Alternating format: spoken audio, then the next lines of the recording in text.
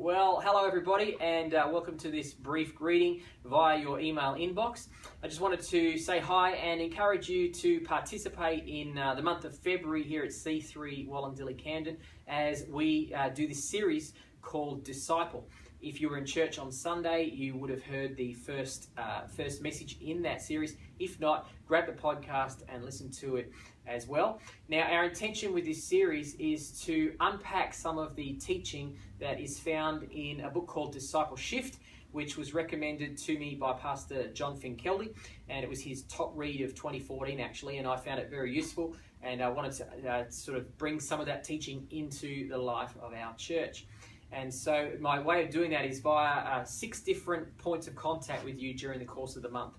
I'm going to have 2 Sundays to preach messages to you, 2 Connect group teachings, and also 2 of these brief videos that I'll send out into your inbox. So hopefully we'll be able to unpack a little bit by little bit, and you'll get more and more understanding of the key theme of discipleship.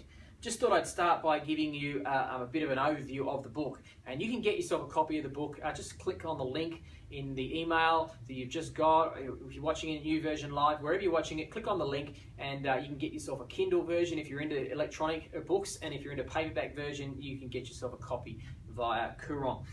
And it's worth a read. You'll be able to go into a lot more depth than even what we can cover in our 6 sessions that we have together. So a few highlights of the book. The first thing that I found is that it shows us the main reason that the church exists. The church's primary mandate is to make disciples. It's not here to be a club. We're not here to support one another and just pat each other on the back and be friends. We are mandated by Christ at his Great Commission.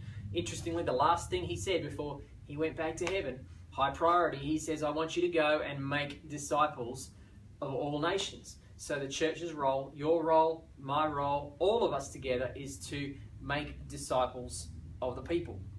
The book clarifies what a disciple is because, okay, we're going to make disciples. What do we do? What does that mean? What does it mean to make a disciple? And the book explains that. It explains the process of growth that a disciple goes on. A person doesn't become a Christian and then suddenly know it all, understand it all, behave perfectly all the time. The book shows us the biblical process of growth that we go on. We're all called to mature in our faith, and that teaches us how to do that ourselves, how to help others to mature. It's all explained really well in the book. The book has the best discipleship pathway I've ever seen. Discipleship pathway is usually a track that kind of explains the process of growth, and this book has a discipleship wheel, the 5 stages of discipleship. Best one I've ever seen, and next week in your Connect group you'll be looking at that in some more depth. It shows us that we only grow when we're in relational environments. We don't grow if we stick to ourselves. We don't grow if we isolate ourselves.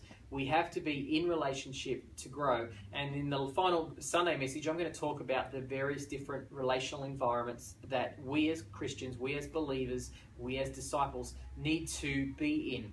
And the book explains several of them. It talks about the large public gathering, the small public gathering, the small group, and the intensive relational environment.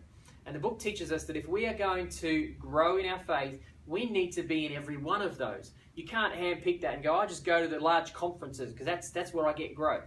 You can't also go, well, I just have this personal relationship with a pastor, so that's where I get growth. No, there are aspects of your growth that you will only get and mature if you avail yourself and get into all of those. The large public gathering, which is like going to conference. In fact, Presence Conference isn't far away, so I encourage you to register and get to Presence Conference because there are things that can happen in that conference that you won't have happen in your Connect group. There is the small public gathering. That's more like our Sunday service where we gather together publicly in a smaller setting. There's your small group, your Connect group. And there are things that if you just say, oh, I need to go to conference, but I don't go to Connect group, you won't be able to grow as much there. And then there's intensive relational environments. So we're going to sort of unpack all of that over the course of the next few weeks. And I'd really encourage you to get to church every Sunday, get to your Connect group.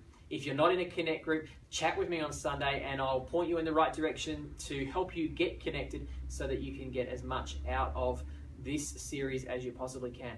My heart for you, our prayer for you is that you continue to grow in your faith, mature, become more like Christ and experience his goodness, his blessing and his favor in your life.